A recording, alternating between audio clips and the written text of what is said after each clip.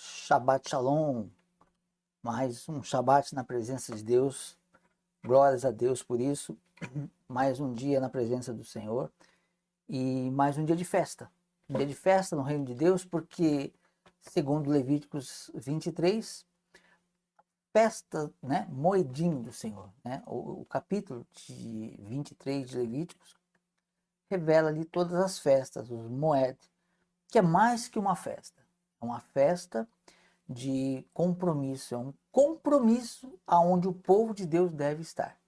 Então, semanalmente, reunião da casa do Pai, uma reunião festiva na casa do Pai, e é isso que nós estamos celebrando agora neste momento. E hoje nós estamos fazendo o estudo da Parashá Bo. Nós vamos tratar hoje nessa Parashá sobre a conexão que há, né, que na verdade não seria correlação. Você pega o Antigo Testamento, né? O que não é Antigo Testamento é a Antiga Aliança, né? A primeira aliança, é difícil tratar isso, né? Antigo se torna velho, como Paulo disse, mas Paulo, na minha interpretação bíblica, não estava dizendo que a lei estava velha, antiga, ele estava falando que os modos operantes da pessoa louvar a Deus, ele se tornou antigo porque veio uma nova aliança. Na antiga aliança, Paulo até fala, né, que ela é feita através de comidas e bebidas, né, e um local sagrado. Então está falando exatamente disso que nós estamos falando agora, dessas festas de Deus. Levítico 23 vai falar de 7 festas de Deus. O primeiro é o Shabat, o segundo é Pêssah. Nós vamos tratar sobre Pêssah hoje. Então, olha que importante isso. A palavra de Deus, ela nos traz informações ali sobre o mundo vindouro já no Êxodo. Quando as pessoas estavam saindo do Êxodo, elas estavam profeticamente preparando os dias de hoje e de amanhã, para as pessoas também fazer o seu êxodo. Hoje existe faraó como naquele tempo havia, só que hoje o faraó é espiritual. Hoje existe o Egito espiritual também, né? O Egito espiritual é a religião. Então tá tudo muito claro, claro não, tá codificado. Mas a gente vai pegar um pouquinho disso, tá bom? Então nós vamos estudar hoje a Parashá Bo e ela começa lá, deixa eu confirmar, ela começa em Gênesis até 14, deixa eu só confirmar aqui. Parashá Bo. Ela começa 10, Êxodo 10, 1 e vai até 13, capítulo 13, versículo 16, tá? Nós vamos ler uma parte, na verdade nós vamos pegar um pouquinho do 10 e depois vamos um pouquinho do 12, tá? Para a gente fazer essa correlação aqui, que eu creio que é bastante interessante, eu creio que você vai gostar, espero que goste, é algo muito interessante, tá bom? Então vamos lá, vamos então entrar no estudo e veja aqui o que diz a palavra de Deus. Vamos lá. Aqui.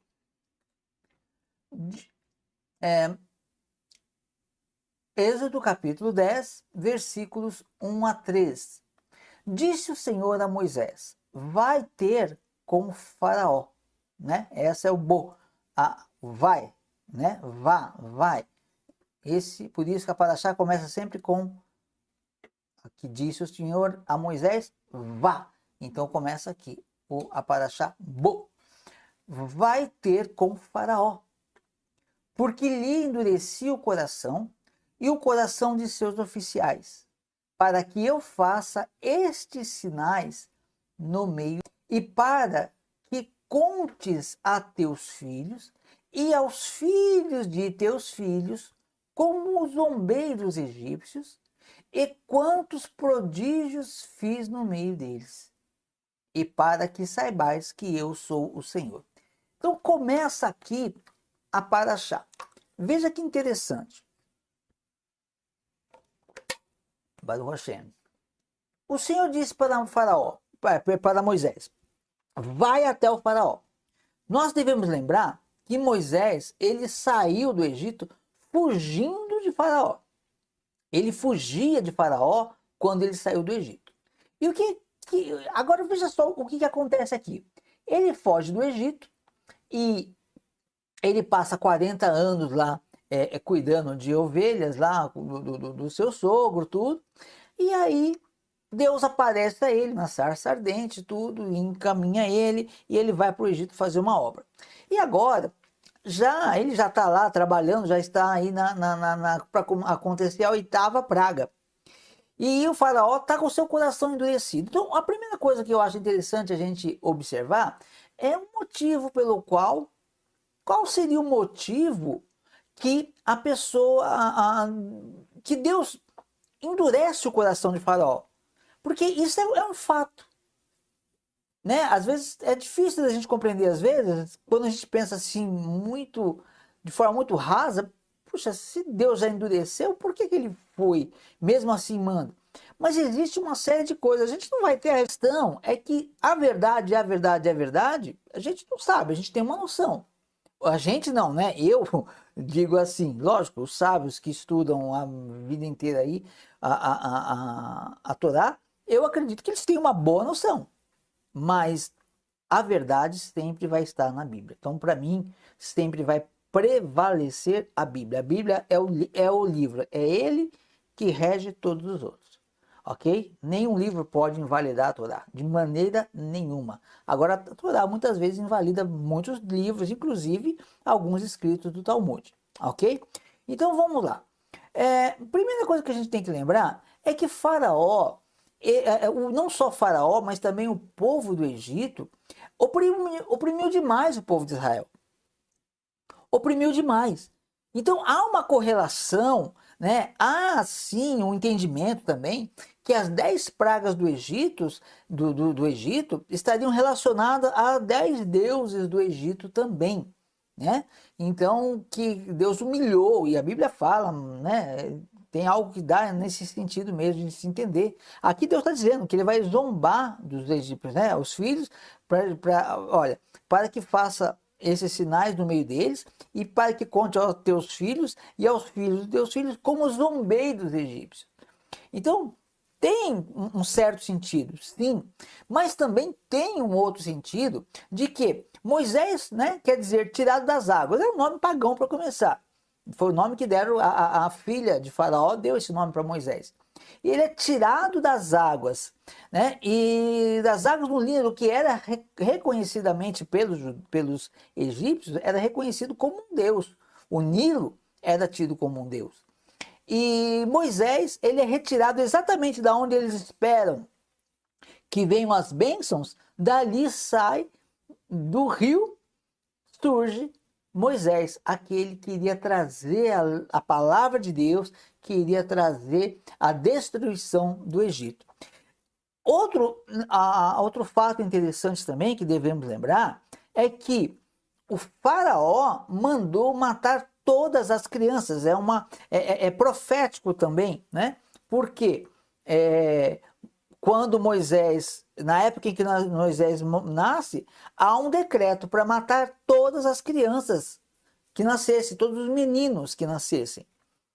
Quando Yeshua nasceu também, Herodes fez um decreto assim, para matar todas as crianças de até 2 anos de idade. Então veja que há um mover profético aí. E também devemos lembrar que Moisés, né, ele, pela lei de Faraó, ele morreria como?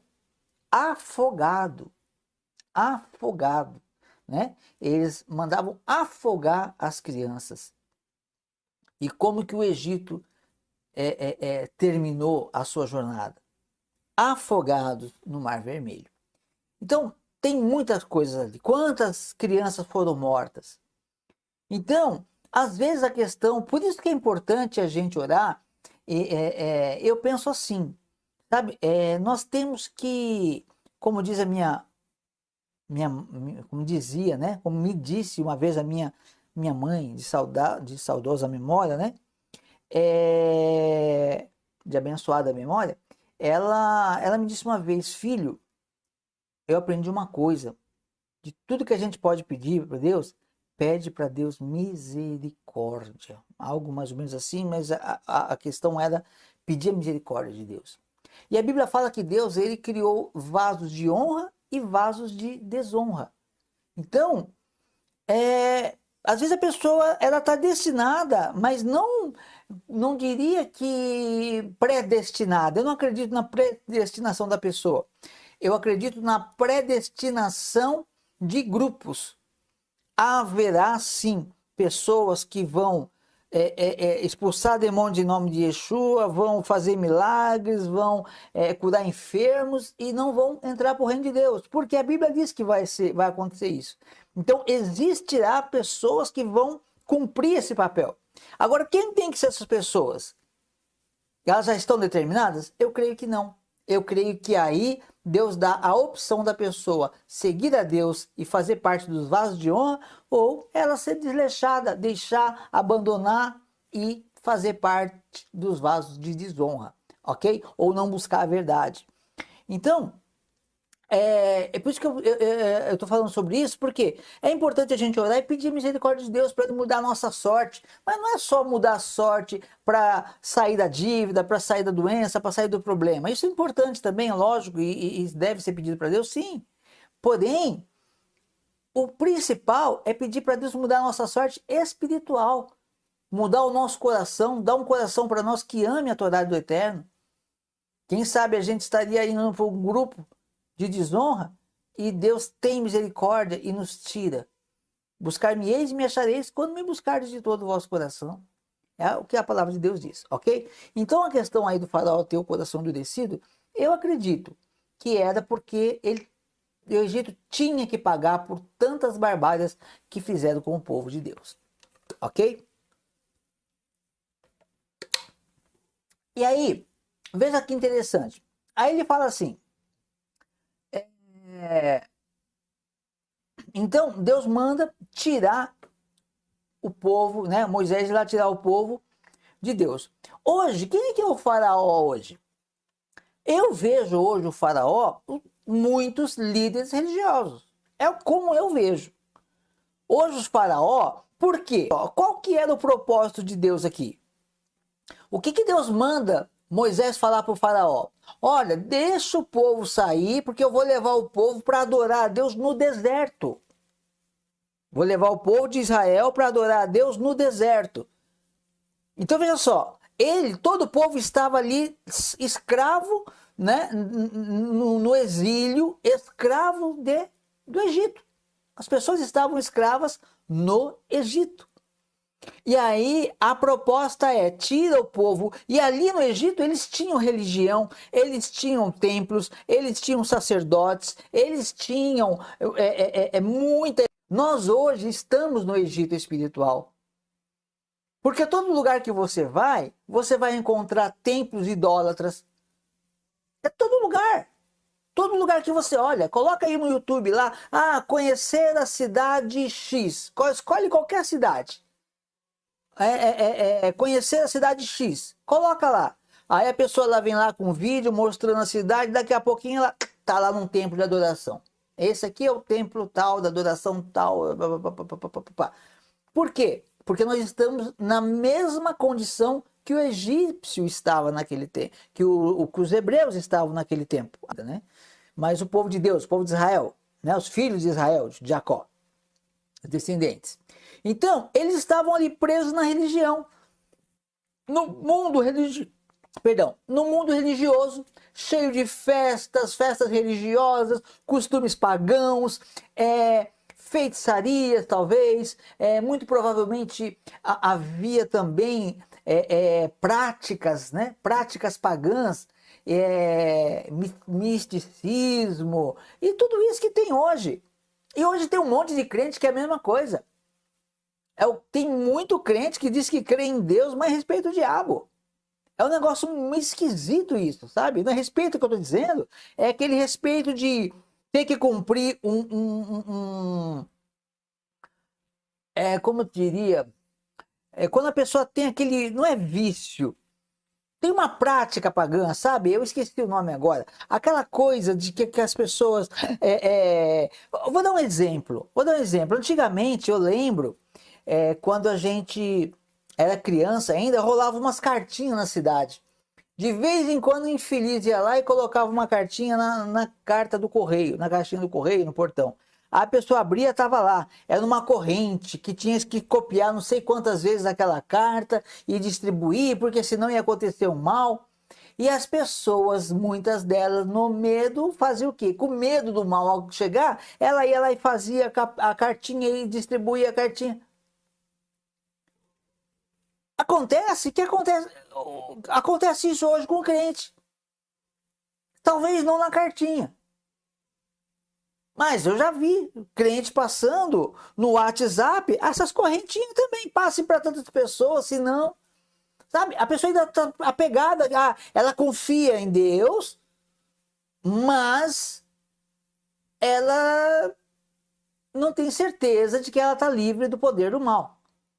Então, isso é algo que faz parte da vida espiritual da pessoa, porque ela está no exílio. Nós vivemos no exílio, nós podemos ser livres aqui com Cristo e estarmos por cima disso, convivendo no exílio ainda até quando Yeshua voltar.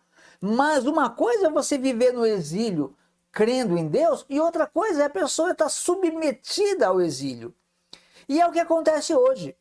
Tem gente, muitas pessoas estão dentro da igreja, porque de algumas igrejas, elas têm medo de sair, porque elas jogam pragas nelas. Se sair, você vai perder tudo.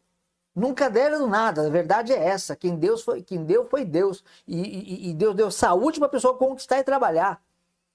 Mas eles fazem como se fosse eles. Se nasceu um dente, se caiu um dente na criança de 7 anos, né, e nasceu outro, eu não duvido, não acho difícil. E o pastor falar, olha, um dente nasceu aqui na igreja, hein? Eu não duvido. Acho meio absurdo, acho que eu estou exagerando demais um pouquinho. Mas o negócio é quase assim. Eu gosto de falar meio na forma de caricata, né? Para ficar mais evidente. Então a pessoa tem medo de tudo. E aí, a pessoa quer, por exemplo, eu lembro, e eu gosto muito desse pastor, respeito ele como pessoa, não tenho nada contra ele, mas é uma pessoa que era um pastor meu. E a gente chegava lá, eu lembro que quando eu estava conhecendo a palavra de Deus, a minha Bíblia, meus olhos estavam enxergando, sem os óculos romanos, estava enxergando a palavra de Deus. Eu cheguei no pastor, conversei com ele, falei, pastor, por que a gente não faz uma festa de Páscoa, né? Que a gente chamava de Pêssego naquele tempo. Por que a gente faz uma festa de Páscoa aqui, como está na Bíblia e tal? E ele olhou para mim e falou assim, legal, né? Vamos fazer assim. Aí eu falei, como que eu vou falar? Pensei, né? Eu penso, sei lá como é que foi que eu pensei no dia. Mas fazer a festa de Páscoa no domingo é paganismo, a não ser que caia no domingo, né? Aí eu falei, não, não vou nem falar mais sobre isso e deixamos para lá. Hoje eu entendo, pelo menos é a forma como eu entendo. Hoje eu entendo. Antigamente eu não me conformava da igreja evangélica, católica, seja o que for, não celebrar Pêssego. Eu não me, sabe? Hoje eu entendo. Porque celebra a Pêssego quem vai atravessar. Quem atravessa. Sai do Egito. Quem está no Egito, quem fica no Egito, quem opta por ficar no Egito, não tem que celebrar Pêssego. Não faz muito sentido, né? Pêssego é liberdade. A pessoa está presa. Então, o faraó, ele é, muitas vezes, no mundo espiritual, é o pastor, é o padre, é o líder religioso que não deixa as pessoas adorar a Deus fora do mundo, fora do paganismo, fora desses templos pagãos que eles construíram. Aonde que João Batista veio pregar sobre Yeshua? Voz que clama no deserto. João Batista não foi pregar Yeshua na sinagoga, na yeshiva, nos templos. Ele estava pregando Yeshua no deserto. E Moisés vai até o faraó e fala, deixa o povo ir adorar a Deus, uma festa ao Senhor no deserto. E uma coisa importante de Levíticos 23, tá? A festa essa festa e todas as festas de Deus faz parte da adoração. Ah, como eu adoro a Deus? Primeiro, guarda os mandamentos. Segundo, celebra as festas. Primeira é Shabat, segunda é Pêssego, terceira é Pães Ázimos e todas as demais festas. É uma forma de adoração. Ou seja, olhando por esse prisma, talvez eu pudesse dizer que a igreja tradicional que nós conhecemos não adora a Deus. Porque a forma de adorar a Deus, eles disseram que foi abolida. E aí celebram festas pagãs. Estão adorando a quem? A deidade pagã. Ah, não, é Cristo. Não. Cristo é a Torá. Tá? Aqui na Bíblia nós temos que seguir conforme está escrito. E nem na Bíblia cristã, tem as festas pagãs. Nem na Bíblia cristã tem culto dominical. Não existe. Se alguém disse para você, se alguém tiver um textinho ali, quiser escrever aqui no canal, quiser perguntar para a gente, mostro e provo na Bíblia que não tem culto dominical. Na Bíblia nunca houve. Não tem. O que existe é o quê? A substituição. Substituíram, inverteram, torceram, rasgaram a Bíblia. Torceram, apagaram o sábado e escreveram domingo por cima. Mas assim, na doutrina, na Bíblia não. Na Bíblia está muito claro, sábado, sábado, sábado, sábado e sábado. Ok? Muito bem. Então, sabendo que o faraó hoje é o líder religioso, provavelmente eu vejo dessa forma, o faraó como o líder religioso, o Egito, o sistema religioso, esse mundo que nós vivemos como um todo, porque o mundo veja só, tem pessoas que odeiam igreja, odeiam cristão, odeiam tudo que fala de Deus. Mas quando chega o Natal, tem a maior árvore de Natal da cidade. Enfeita toda a sua casa. Aí a pessoa olha, e aí? Essa pessoa ama Cristo?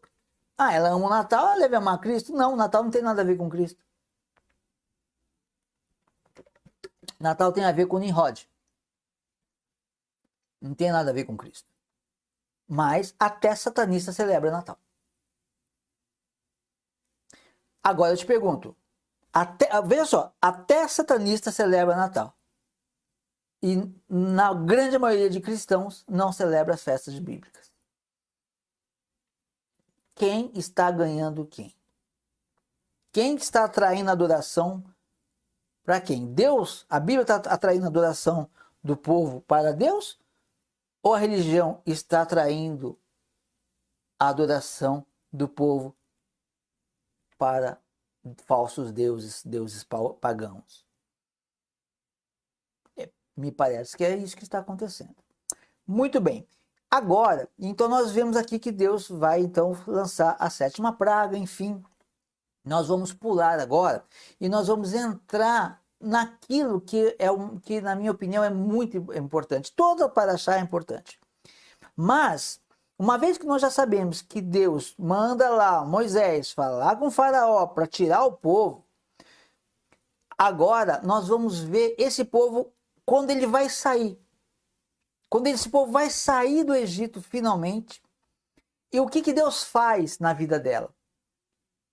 Se nós prestarmos atenção, nós vamos perceber que, embora por muitos anos, eu mesmo muitos anos em igrejas evangélicas, eu pensava, de uma forma geral, dizia que eu era livre. Mas eu não me achava, eu não me sentia livre. Eu era escravo do homem. Eu era escravo do homem. Eu tinha que trabalhar para o homem. Eu não desenvolvi o dom que Deus me deu. Eu desenvolvia a tarefa que mandava eu fazer. Às vezes coincidia de estar junto com o dom, mas muitas vezes não. Então nós vamos agora para o capítulo 12. Tá? E no capítulo 12 nós vamos ver a transformação. O que acontece na vida da pessoa. Aí Deus anunciou a 10ª praga no capítulo 11. E no capítulo 12, Deus institui a primeira festa anual, né? É a primeira festa depois do Shabat, que também é uma festa. O Shabat, festa semanal. Esta é a Páscoa, a festa de Páscoa, uma vez por ano. E veja como que Deus organiza tudo, e veja como que Deus quer, na minha opinião, como Deus quer organizar a minha, a sua vida, a vida da pessoa que precisa de chegar-se até Deus. Olha só, disse o Senhor a Moisés e a Arão na terra do Egito. Então o povo ainda está no Egito, ok? Isso equivale a nós hoje. Isso equivale a Deus chamar a mim, a você, ao amigo, ao parente, a pessoa que talvez assista esse vídeo pela primeira vez, para sair da terra do Egito, sair da terra da religião, sair da terra do engano. Havia religião para o povo egito. E vou mostrar para vocês daqui a pouco que essa religião, ela estava, de uma certa forma, né? Ela estava impregnada até no povo judeu. Eu vou explicar daqui a pouquinho, tá bom? Então vamos lá. Veja só o que diz aqui. Disse o Senhor a Moisés e Arão na terra do Egito: este mês vos será o principal dos meses, será o primeiro mês do ano. Falai a toda a congregação de Israel, dizendo: aos 10 deste mês, cada um tomará para si um cordeiro, segundo a casa de seus pais, um cordeiro para cada família. Vamos fazer uma pausa aqui. Então veja o que está acontecendo aqui. Deus, quando Deus vai tirar o povo, o que um escravo tem? Me diga, o que um escravo tem? Ele não tem dignidade. Tem dignidade? Não tem. O escravo não tem dignidade. Ele não tem liberdade, ele não tem dignidade, ele não tem nada. Ele não tem nada. Ele é escravo. Quando Deus vai tirar o povo do Egito, ele vai mudar a vida do povo por completo. Hoje, nós devemos fazer um paralelo. As pessoas estão escravas em dois mundos, ligados em um só. Ou no pecado, seja o pecado que for, ou no pecado da carne, vamos dizer assim, né? Roubo, falso testemunho, enfim. A pessoa pode ser escrava nesse segmento, e ela também pode ser da religião. Há muitas pessoas de boa fé escravas. Agora veja só, quando a pessoa ela vai sair da escravidão, seja do pecado da carne, ou seja do pecado espiritual, ela vai ter que ter uma mudança de vida. Acontece, na minha opinião, eu entendo assim, às vezes a pessoa está numa sujeira tão grande, e aí eu já falei sobre isso várias vezes. Salmo 80, eu gosto muito do Salmo 80, porque ele representa essa figueira egípcia. Fala que Deus que plantou uma figueira e não morrer, vai para o Egito. E Yeshua, para não morrer quando era criança, foi levado para o Egito. Quem mais? Tem Abraão. Abraão foi para o Egito para não morrer de fome também. Isaac não foi, Deus não permitiu. O povo que vai sair do Egito faz parte desses descendentes de Jacó, de José e dos seus irmãos. Foram para o Egito para não morrer. No mundo espiritual há algo parecido. A pessoa está num pecado tão grande, e Deus, ele é misericordioso, mas existe alguma coisa que a gente precisa de aprender. Existe um mínimo que nós podemos fazer. O impossível Deus faz. Então a pessoa está lá, ela vai morrer no pecado. Aí Deus não deixa ela morrer no pecado, coloca ela numa religião, permite que ela vá para uma religião, aonde ela pode melhorar, como se fosse um pronto-socorro. Aí ela melhora. Ela ia morrer com a hemorragia do pecado esvaindo no seu sangue. Ela vai para um hospital espiritual e ela é estancada aquela ferida, ela se recupera e a partir de então ela vai poder ou voltar para morrer no mundo, ou se apegar a Deus. Uma vez que ela resolva se apegar a Deus, ela vai ter duas alternativas. Uma, buscar o Deus verdadeiro, que é o que está escrito na Bíblia, ou duas, deixar se iludir pela falsa religião. Porque a Bíblia fala em Salmo 80 que a figueira egípcia, ela cresceu, encobriu o mundo todo e escondeu os cedros de Deus. Ou seja, a justiça de Deus, os cedros de Deus, que são, os cedros chegam a medir 35, 40 metros de altura e representa espiritualmente a justiça de Deus. Só que a Bíblia fala, no Salmo 80, que a figueira egípcia escondeu com as folhagens dela, ela esconde. As pessoas olham, ela só vê a religião, ela só vê Egito, está escondido. Então, os cedros estão escondidos.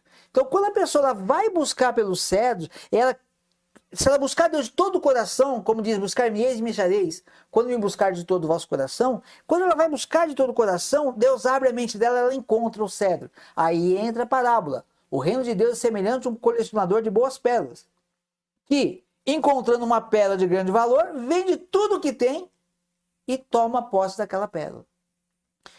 Este é o caminho da Bíblia, a verdade. A Bíblia, com as festas de Deus, com o Shabat, com os mandamentos de Deus, é essa a verdade que as religiões não têm. Elas não têm porque elas ainda estão no Egito. Elas vivem da figueira egípcia. E nós precisamos estar na videira verdadeira. E Yeshua vem e diz, eu sou a videira verdadeira. Por que Yeshua diz que ele é a videira verdadeira? Porque as pessoas estavam apegadas na videira egípcia, achando que aquela videira era de Deus. Foi Deus que plantou. Mas para socorrer, então, eu expliquei algumas vezes em alguns vídeos aí no canal, ok? Então vamos lá, vamos para não sair do foco aqui. Então, o que acontece?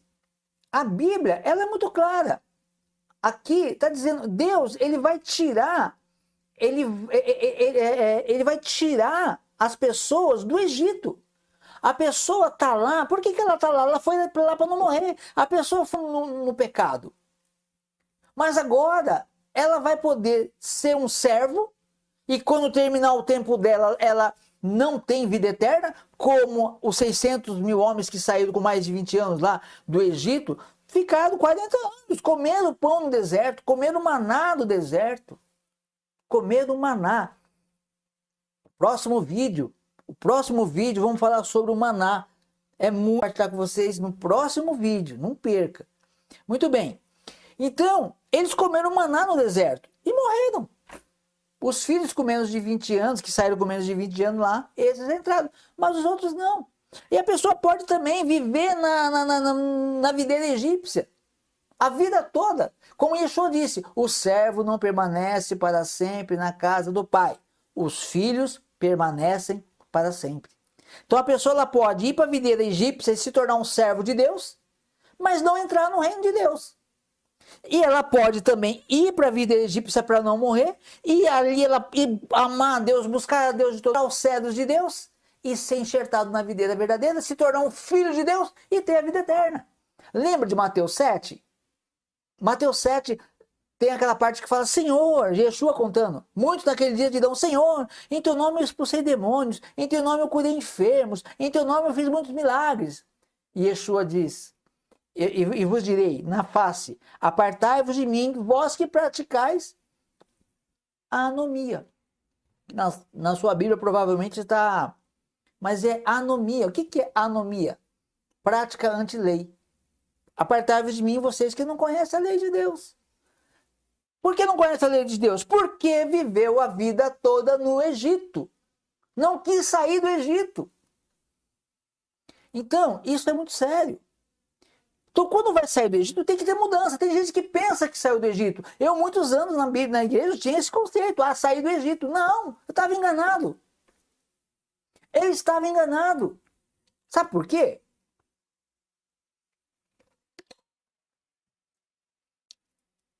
Eu comecei a ter um rótulo de cristão. O que mudou nas minhas festas religiosas, quando eu era do mundão e quando eu passei para a igreja? As festas religiosas eram as mesmas.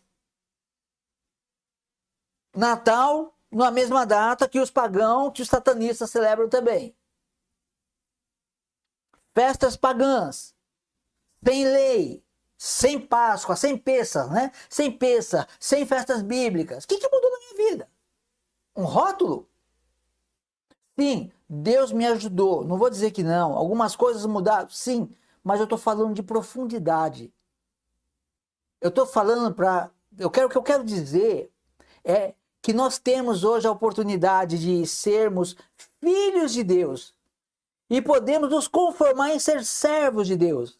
O problema é que a Yeshua diz que o servo não fica para sempre na casa do seu senhor. O filho permanece para sempre. Então nós precisamos ser filhos de Deus. E quando a gente vai se tornar filho de Deus, vai ter essa mudança. Olha o que Deus diz aqui, ó, tá aqui. Olha aqui. Primeira coisa que Deus faz aqui, quando vai tirar o povo. Olha, este mês, que era o mês de Nissan, vos será o principal dos meses. Ou seja, o mês que é cabeça. O primeiro dos meses. O ano de... Ó, vocês são escravos, vocês estão na escravidão. Vocês não têm motivo para festejar, vocês não têm nada. Tem sim, provavelmente tinha lá os feriados egípcios, talvez tinha lá as festividades egípcias, mas aqui não tem nada a ver com Deus. Deus está fazendo um povo para si, para ele casar com esse povo. Então, o que ele vai fazer? Primeira coisa, vai dar dignidade para o povo. Primeira coisa, vai apagar tudo o passado, tudo que é do Egito, esquece. Vocês vão começar um novo, esquece o calendário egípcio. Esquece. Aí eu te pergunto, principalmente para quem se tornou crente, ou católico, ou de católico passou para crente, enfim, como no meu caso no passado. O que mudou no nosso calendário? O domingo continuou sendo domingo. O sábado continuou sendo profanado como sempre. Não mudou. É só fazer uma marca? Assim vive as pessoas que não querem celebrar Shabat, que não querem celebrar a festa bíblica, que não querem a lei de Deus. Não estão negando a festa, estão negando o próprio Deus. Não estão negando o Shabat, estão negando o próprio Deus. E aí Deus diz, este vai ser o primeiro mês. Anota aí, esse é o primeiro dia do ano para vocês. Tudo bem, não é o Rosh Hashanah, ok? Mas ali Deus colocou um ponto. É o início do ano para vocês. Este vos será o principal dos meses. É Deus que resolveu.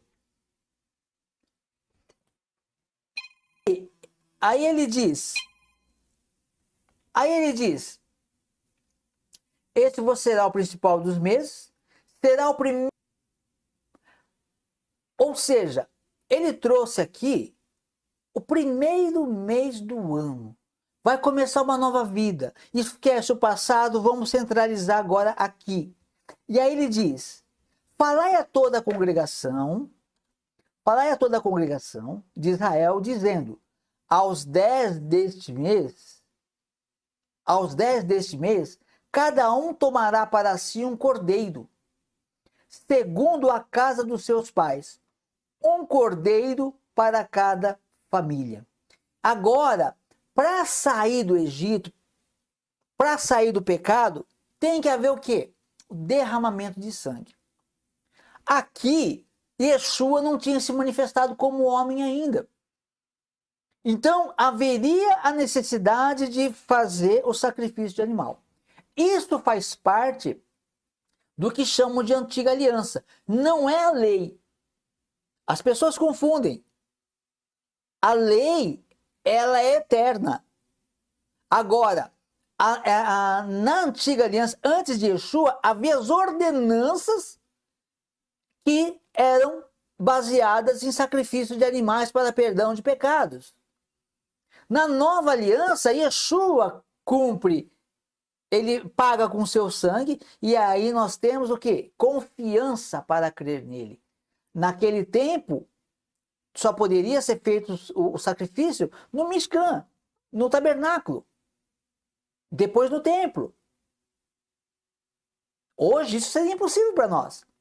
Mas através de Yeshua, nós temos confiança no sangue derramado dele e esse processo nos beneficia. Ok? Então até aqui o que ele diz? Vocês aos 10 de cada mês, cada um tomará para si um cordeiro.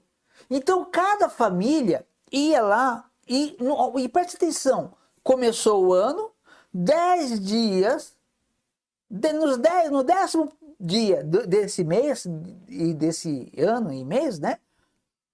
Eles deveriam separar um cordeiro para cada família. Se tivesse uma família muito pequena, se unia com a outra e tal. Mas enfim, basicamente é um cordeiro por família. E aí, olha o que diz. Mas se a família for pequena para um cordeiro, então convidará ele o seu vizinho mais próximo, conforme o número das almas, conforme que cada um puder comer. Por aí calculareis quantos bastem para o cordeiro. O cordeiro será sem defeito, macho de 1 ano. Podereis tomar um cordeiro ou um cabrito. Então o cordeiro não podia ter nenhum defeito. Ou seja, quando Yeshua ele se torna o cordeiro que vai suprir, vai pagar pelos nossos pecados, ele tem que ser o quê? Um cordeiro sem defeito, sem pecado. Ok? E aí, eu estou passando rápido aqui porque são pormenores aqui, pelo menos para o conteúdo da mensagem. O cordeiro será sem defeito, macho de 1 ano. Podereis tomar um cordeiro ou um cabrito, e o guardareis até o 14º dia deste mês. E todo o ajuntamento da congregação de Israel o imolará no crepúsculo da tarde, igual Yeshua foi imolado no crepúsculo da tarde, no mesmo dia, no 14º dia do mês de Nissan. Ok? É o mesmo dia que Yeshua morreu. Yeshua morreu no dia da preparação de Pêssar. Ok? Mas vamos lá que tem algo muito importante aqui. Olha só. O cordeiro será sem defeito, macho de 1 ano. Podereis tomar um cordeiro ou um cabrito, e eu guardarei para perdão de pecados. E essa ordem, ela foi dada para que eles cumprissem ela todos os anos, celebrando Pêssar, todos os anos. Tá? Deixou de cumprir essa ordem quando o templo foi destruído. Aí não tem mais como você matar o cordeiro, ele só podia ser morto no templo. Nesse caso, antes, né, praticamente 40 anos antes, Yeshua, ele substituiu, né, na última ceia, na última Pêssar que ele celebrou, ele substituiu o cordeiro que era derramado o sangue, ele ia derramar o sangue, não precisaria mais de derramar sangue de cordeiro, então, mas a Pêssar ela permanece. E para a Pêssar permanecer e ela não ser incompleta, como que ia ter o cordeiro? Porque a Pêssar toda sempre teve um cordeiro. E o cordeiro representava o quê? O Messias que viria. E o Messias veio. Então ele pega uma matzá, um pão sem fermento, e fala: este é o meu corpo que é dado por vós. Ele substitui o cordeiro, pela matzá, pelo pão sem fermento. Ou seja, a Páscoa, Pêssar, nunca ficou incompleta. O cordeiro sempre esteve na mesa de Pêssar.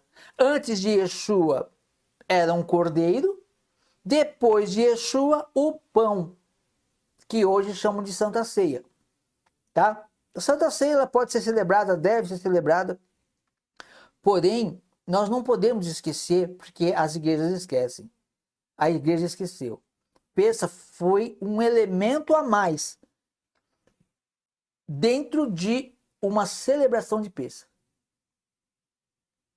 Né? Aí é como você pegar lá um carro, ao invés de você comprar um carro, você pega uma roda só e leva para casa. Não, o carro não me interessa, eu só quero essa roda.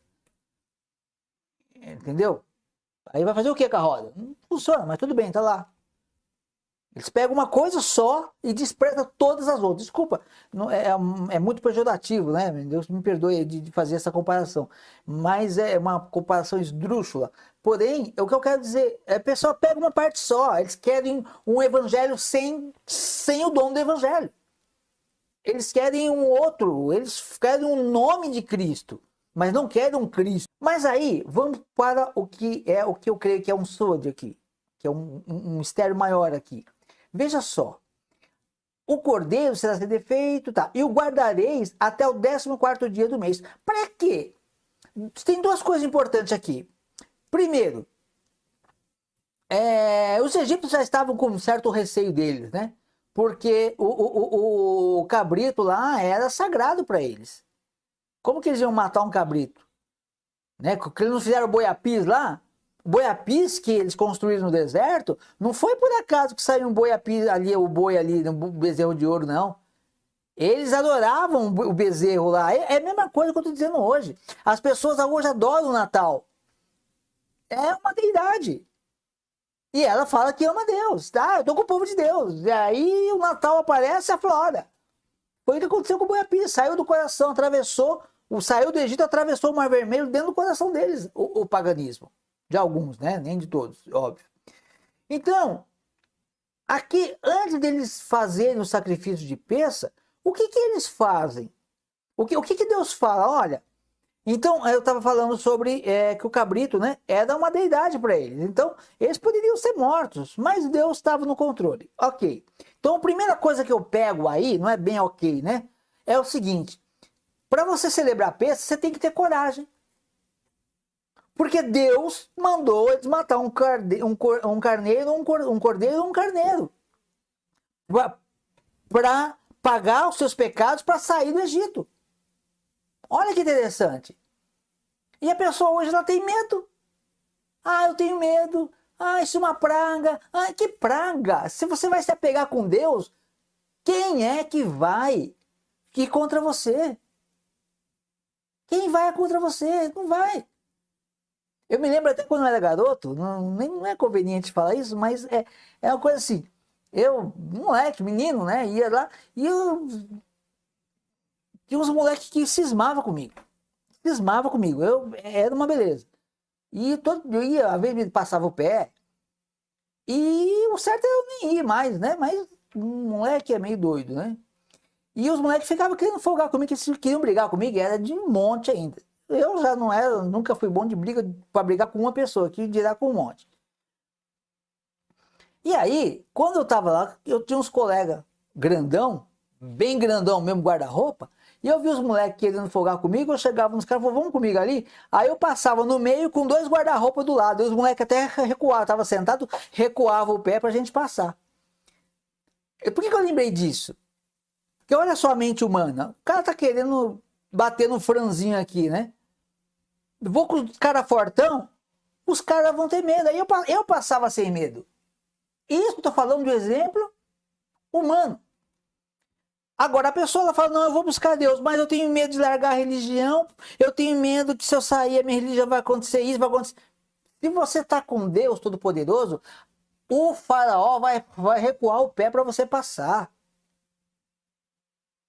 Se apegue a Deus, busca o Deus verdadeiro, não tenha medo. A Bíblia diz que os covardes não herdarão o reino de Deus. Seja corajoso, seja corajosa e siga em frente com Deus. Abraça esse Deus, abraça as festas de Deus, a aliança de Deus. Ele fala que ele vai alegrar os estrangeiros que abraçarem a sua aliança e guardar o seu Shabat. Isaías 56, lê lá. Tudo bem, agora vamos para o outro sode aqui. Aliás, que eu acho que é o sodes, né, realmente aqui. Deus manda e fala assim, olha, esse é o primeiro mês.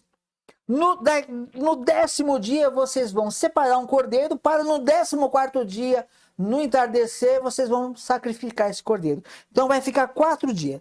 Alguns estudiosos dizem que esse cordeiro ficava lá para quê? Para eles verificarem se não tinha um defeito no cordeiro ou no cabrito, para daí 4 dias apresentar a Deus.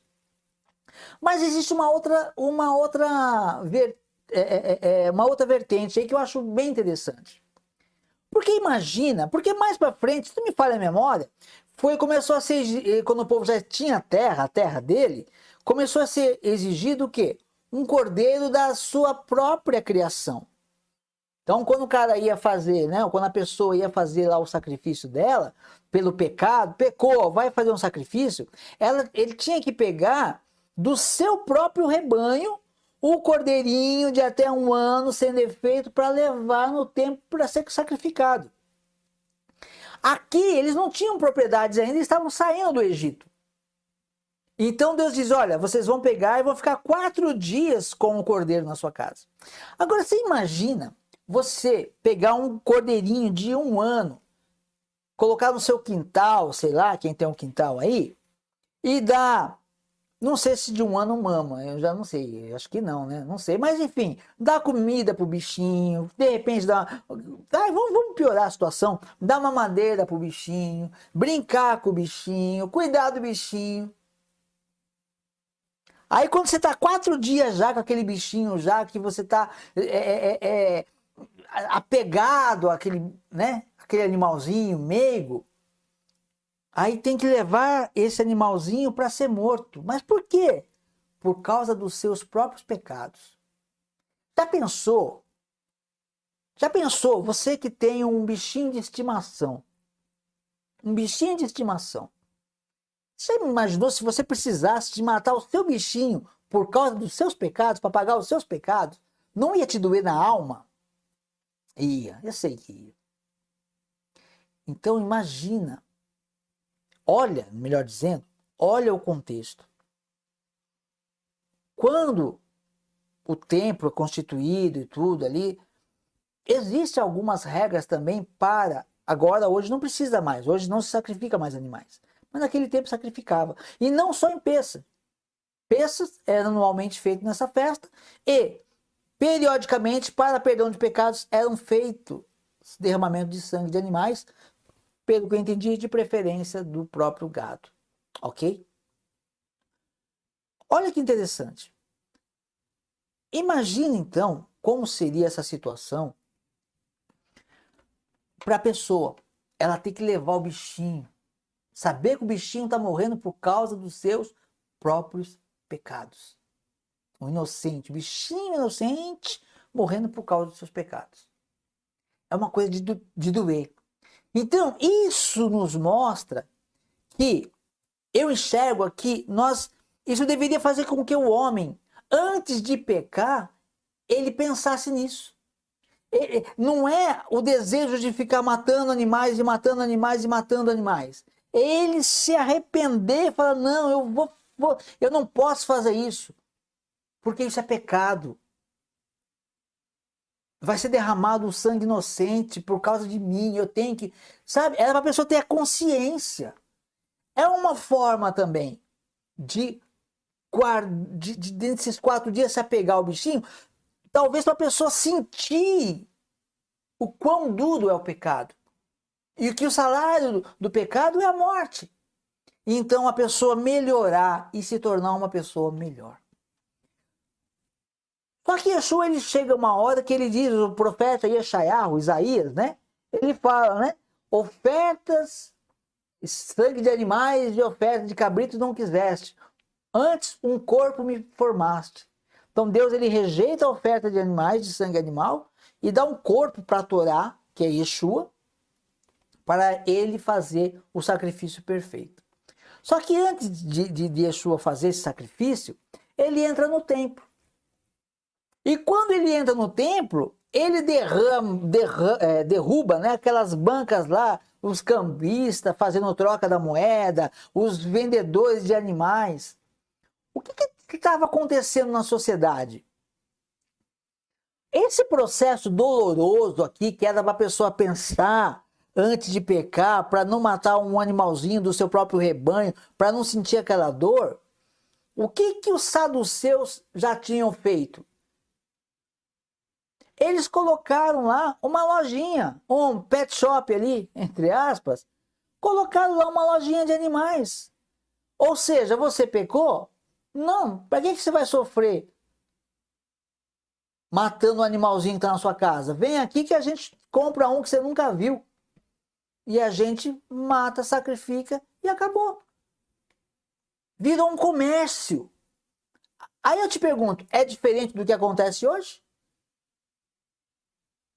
As pessoas hoje querendo o quê? Para você ser próspero, você não precisa mais de ouvir pela religião. A Bíblia fala o que você tem que ser próspero. Quer aprender um segredo da riqueza? Da prosperidade? Isaías 58, versículo 13. Isaías 58, 13, se não me falha a memória, mas acho que é isso mesmo. Deus vai falar lá claramente. considera o Shabat o santo sábado, chama o Shabat de Shabat das delícias, se deleita no sábado, né? Ou mais ou menos isso que diz. Aí vai dizer para você chamar o sábado de santo dia deleitoso do Senhor e você amar o Shabat. Se você fizer isso, você vai se deleitar no Senhor e o Senhor vai te abençoar, prosperar de muitas formas. Vai te dar as bênçãos de Jacó. É promessa de Deus. Sair dos problemas, você precisa de duas coisas basicamente. Abraçar a aliança de Deus, que é uma só. Abraçou a aliança de Deus, já tem tudo. Mas aí a Bíblia destaca. E guardar o Shabat. E ter prazer no Shabat. Se você fizer isso, Deus vai mudar a sua vida. Não há como isso não acontecer. Ok? Agora, o que a religião faz? Ela te ensina isso? Não, ela te ensina a profanar o sábado e ficar levando oferta e fazendo voto e dando dinheiro para o pastor, para o bispo, para o líder, enfim. É isso que eles ensinam. Então é um comércio, e lá já acontecia esse comércio. Não sinta dor não, vem para cá, compra o animal aqui. E sabe o que eles faziam de pior ainda? Às vezes a pessoa pegava o animalzinho do rebanho dela, levava lá sem defeito nenhum, ela levava para o sacerdote. O sacerdote via, não tinha defeito, ele procurava até coisinha que fosse nada. E falava, olha, essa aqui não serve, foi reprovado, ó, tem isso aqui, ó. Aí a pessoa, e agora? Então fala o seguinte, pega esse animalzinho seu, vai na lojinha ali, dá esse, paga uma diferença e você vai pegar um bom já, que você vai poder sacrificar. Aí o camarada pegava o dele, deixava lá na lojinha, pegava outro e sacrificava. Ou seja, pagava mais dinheiro. E aquele outro que foi rejeitado, que ele tinha trazido, daqui a pouco já está na mão de outro comprador. Virou um negócio. Então é isso que não pode acontecer. Para a gente finalizar, vamos lá. Aí o que acontece? Vai pegar o cordeiro sem defeito. Aí ele fala o quê? Aqui, ó. E o guardareira molará no crepúsculo da tarde. Aí depois ele fala, olha, tomarão do sangue e o porão em ambas as ombreiras e na vega da porta das casas em que comerem. Naquela noite comerão carne assada ao fogo com pães ázimos e ervas amargas a comerão. Então, olha aqui, um sode aqui. Tomarão do sangue e o porão nas ombreiras e na vega das portas, nas casas em que o comerem. O que acontecia? Acontecia o seguinte, os egípcios tinham vários deuses, ok? E um costume que eles tinham, se você vê, é um costume que um copia o outro, existe um negócio meio assim. A Bíblia, o judeu usa muito a mezuzá, que é algumas citações da Torá que são colocadas na porta. Ela fica fixada na porta. Os egípcios, eles escreviam o que eles chamavam de bênção dos seus deuses nas vergas das portas. Então, a gente chama de batente, né? Na batente da porta. Então, eles escreviam lá frases, bênçãos, entre aspas, dos deuses deles na porta. Era um costume. A pessoa ia na casa do egípcio e estava lá no portal dela, estavam as bênçãos do deus dela, ok? E os hebreus? E o povo de Israel, melhor dizendo? Também já tinham esse costume. Ah, mas será? Sim! Parece absurdo? Não é absurdo. Sabe por que não é? Eu vou falar de novo porque que não é. Tem gente que não gosta que fala isso, mas eu vou ter que falar de novo. E eu já falei. Olha, é absurdo? Absurdo é quem crê em Deus a celebrar Natal. E aí? A grande maioria dos evangélicos, católicos, enfim, que se chamam ou se denominam cristãos, celebram Natal. Não é absurdo? Não parece absurdo? Sabe por quê? Porque tornou normal. A mesma coisa para o egípcio, para o judeu que estava lá no Egito. Não era absurdo para ele, era normal. Era uma mesa normal, algo normal. Assim como é o Natal, assim eram as deidades para muitos ali. Então, eles tinham as bênçãos escritas. Isso foi comprovado arqueologicamente, ok? Aí, Eu não tenho a fonte aqui, infelizmente. Eu vou ver se eu encontro, porque eu sempre falo sobre isso. Eu vou ver se eu encontro a fonte, porque é melhor, né? Mas foi provado arqueologicamente, isso aí. Muito bem. Aí o que que acontece? Então, o judeu, dentro da casa dele, estava na porta da casa dele, estavam as bênçãos egípcias, entre aspas, ali, escrita. E o anjo da morte ia passar e matar todo o primogênito de todas as casas no Egito.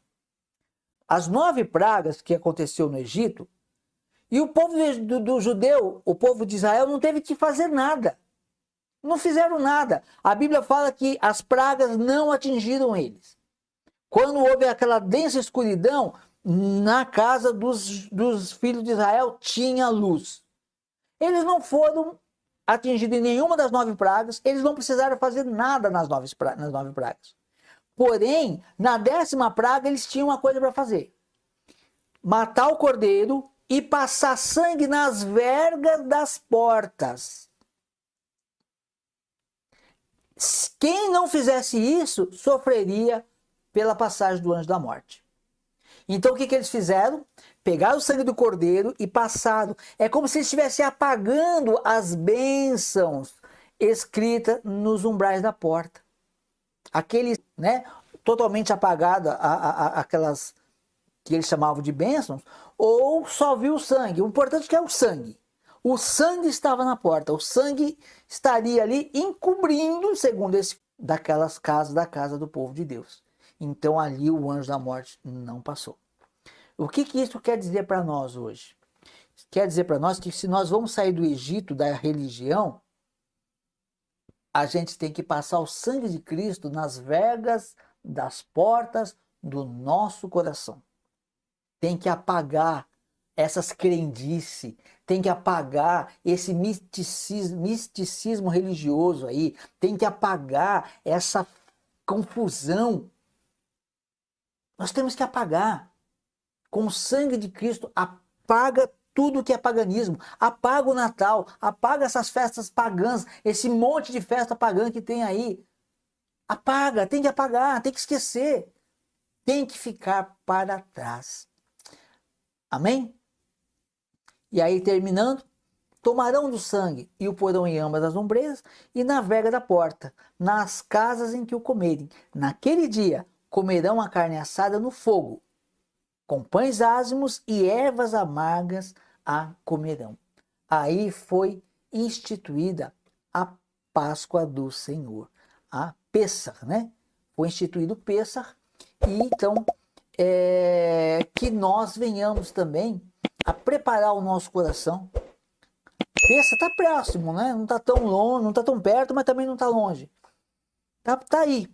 Vamos preparar o nosso coração para apagar todo o paganismo, apagar tudo que lembra esse sistema religioso pagão, e vamos ser livres para adorar o Senhor, porque Ele é bom e as suas misericórdias duram eternamente. Amém? Eu agradeço muito aí a sua companhia, que o Eterno te abençoe e te guarde, que Ele faça resplandecer a luz dele sobre ti, tenha misericórdia de ti, e que o Senhor sobre ti, que o Senhor ponha em ti a paz. E varei, rerá, Adonai, veshmerecha, e aí Adonai panavelecha, viruneca, e sa Adonai panavelecha, venha senderá, shalom. Amém? Deus te abençoe e até a próxima, se o Senhor nos permitir.